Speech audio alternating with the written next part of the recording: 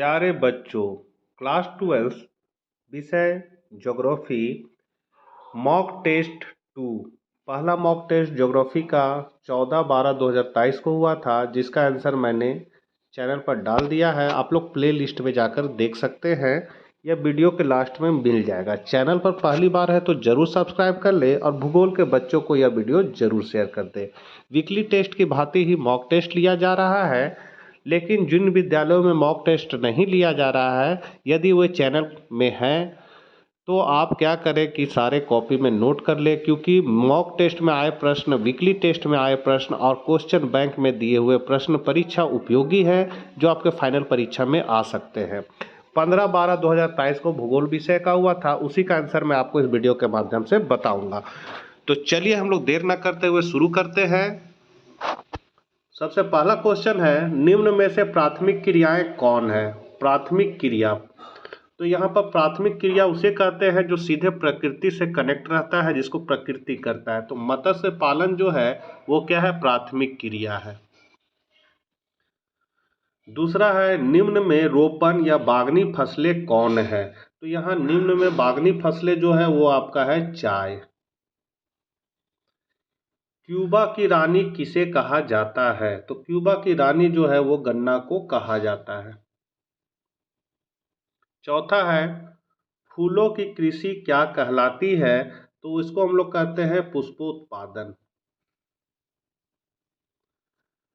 रबड़ किस प्रकार की कृषि की उपज है? तो रबड़ जो है वो आपका रोपण कृषि की उपज है। निम्न में कौन एकल कृषि नहीं है? तो यहाँ एकल कृषि जो नहीं है वो है डेयरी कृषि।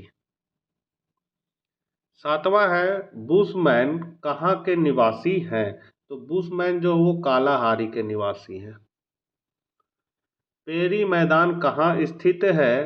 तो यह है उत्तरी अमेरिका, दक्षिणी अमेरिका, एशिया या यूरोप। तो ये आपका उत्तरी अमेरिका में स्थित है। भूमध्य सागरीय कृषि में उगाई जाने वाली प्रमुख फसल है? तो प्रमुख फसल अंगूर, जैतून, अंजीर तीनों है, इसलिए उपर्युक्त सभी हो जाएगा। 10वां आपका, निम्न में द्वितीयक क्रियाकलाप कौन है? तो द्वितीयक क्रियाकलाप जो है आपका औजार बनाना, जहां निर्माण संबंधी काम आता है वो द्वितीयक क्रिया का काम कहलाता है। जर्मनी स्थित रूर क्षेत्र किस खनिज के लिए विख्यात है? तो ये आपका कोयला के लिए विख्यात है। निम्न में उपभोक्ता उद्योग कौन है? तो उपभोक्ता उद्योग आपका पेट्रोलियम है। निम्न में कौन पशु आधारित उद्योग है? तो पशु आधारित उद्योग जो है वो है आपका चमड़ा उद्योग, जो है वो पशु आधारित उद्योग है। निम्न में कौन सा एक तृतीयक क्रियाकलाप है? तो यहाँ व्यापार जो है वो तृतीयक क्रियाकलाप है।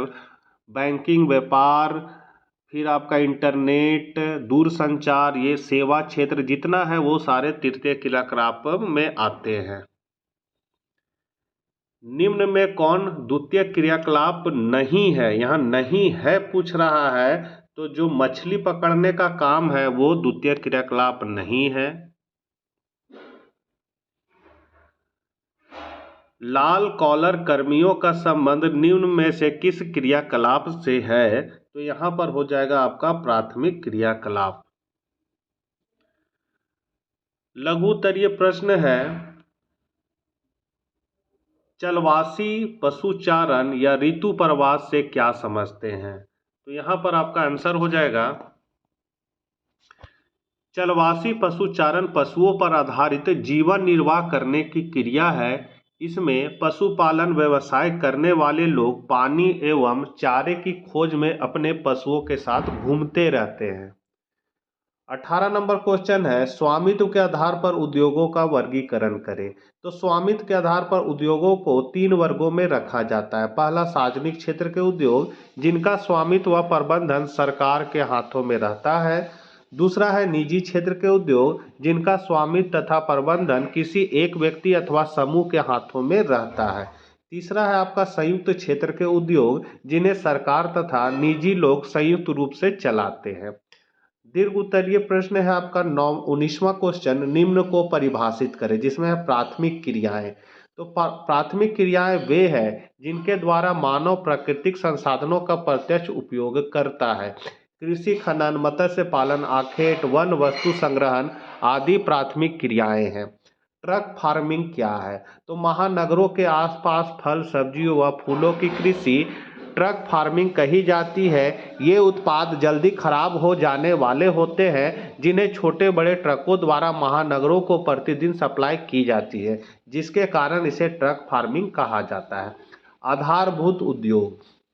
आधारभूत उद्योग वे हैं जिनके उत्पाद को अन्य वस्तुएं बनाने के लिए कच्चे माल के रूप में उपयोग किया जाता है, जैसे लोहा इस्पात उद्योग, सीमेंट उद्योग आदि। पर्यटन। तो पर्यटन एक ऐसी यात्रा है जो मनोरंजन या फुर्सत के क्षणों का आनंद उठाने के उद्देश्य से की जाती है। इंटरनेट। इंटरनेट संचार की अत्याधुनिक सेवाएं हैं जिनके कारण संपूर्ण विश्व एक गांव के रूप में हो गया है तथा विश्व के किसी भी कोने में घटने वाली घटना कुछ सेकेंडों में विश्व भर में प्रसारित हो जाती है। इंटरनेट सूचनाओं का एक जाल है जिसे सूचनाएं तेजी से प्रसारित की जाती है। इसी का 8वां में क्वेश्चन आया था, उद्योगों की स्थापना के प्रमुख कारकों का वर्णन करें। तो जो निम्नलिखित है, पहला है कच्चे माल की निकटता, दूसरा पूंजी की सुलभता, तीसरा शक्ति के साधनों की निकटता, चौथा परिवहन के साधनों की सुविधा, पांचवा बाजार की निकटता, छठा है अनुकूल जलवायु, सातवां है कुशल और सस्ते श्रमिक और आठवां है सरकारी संरक्षण। तो बच्चों, ये थे आपके मॉक टेस्ट में आए हुए प्रश्नों के उत्तर। जिन विद्यालय में मॉक टेस्ट नहीं हुआ है, प्रश्नों को कॉपी में नोट कर ले, याद कर ले, परीक्षा उपयोगी है सारे। मिलते हैं नेक्स्ट वीडियो साथ। Bye bye.